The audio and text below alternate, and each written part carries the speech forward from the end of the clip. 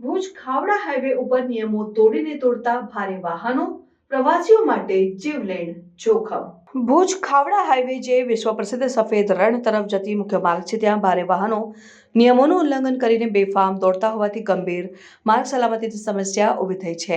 દર વર્ષે દેશ વિદેશમાંથી હજારો પ્રવાસીઓ રણ ઉત્સવ માણવા માટે આ હાઈવે ઉપર પસાર થાય છે, પરંતુ ચાર માર્ગો પર બેફામ દોડતા ટ્રક અને અન્ય ભારે વાહનો હવે યમદૂત સમાન સાબિત થઈ રહ્યા છે.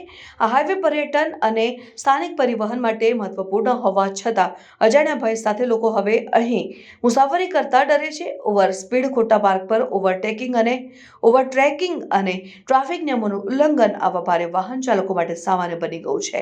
રણ ઉત્સવ માણવા આવતા અનેક પ્રવાસીઓ રેન્ટલ કાર અથવા ખાનગી વાહનોમાં મુસાફરી કરે છે, પણ ભુજ ખાવડા હાઈવે ઉપર આવા બેફામ ટ્રક અને ટ્રાન્સપોર્ટ વાહનોના સંચાલનને કારણે તેમના માટે રસ્તા વધુ જોખમી બન્યા છે.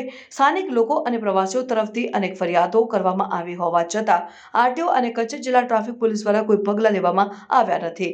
આ ભારે વાહનોને નિયંત્રિત કરવાનું કામ આરટીઓ અને ટ્રાફિક વિભાગનું છે, પણ અભાવમાં યોગ્ય કાર્યવાહી ન થતાં આ હાઈવે ઉપર નિયમ વિરોધી દોડાણ વધતું જાય છે. હાલમાં ચેકપોસ્ટની અછત, સ્પીડ મોનિટરિંગ સિસ્ટમની નબળી વ્યવસ્થા, ટ્રાફિક પોલીસ પેટ્રોલિંગનો અભાવ દેખાઈ રહ્યો છે. નિયમોના ઉલ્લંઘન કરવા છતાં કોઈ દંડ અથવા પગલાં નહીં લેતા ડ્રાઈવરો બેફામ વાહનો ચલાવવાનું ચાલુ રાખે છે, જે કોઈ મોટી જાનહાનિનું કારણ બની શકે છે. હવે સમય આવી ગયો છે કે આરટીઓ, ટ્રાફિક પોલીસ અને પરિવહન વિભાગ તાત્કાલિક પગલાં ભરે.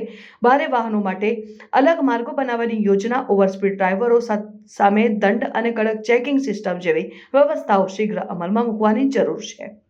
પ્રવાસીઓ અને સ્થાનિક લોકોની સુરક્ષા એ સરકાર માટે પ્રથમ પ્રાથમિકતા હોવી જોઈએ. જો તાત્કાલિક પગલાં નહીં લેવાય તો ભવિષ્યમાં આ સમસ્યા વધુ ગંભીર બની શકે છે અને કચ્છના પ્રવાસન ક્ષેત્રની પ્રતિષ્ઠાને પણ નુકસાન થઈ શકે છે.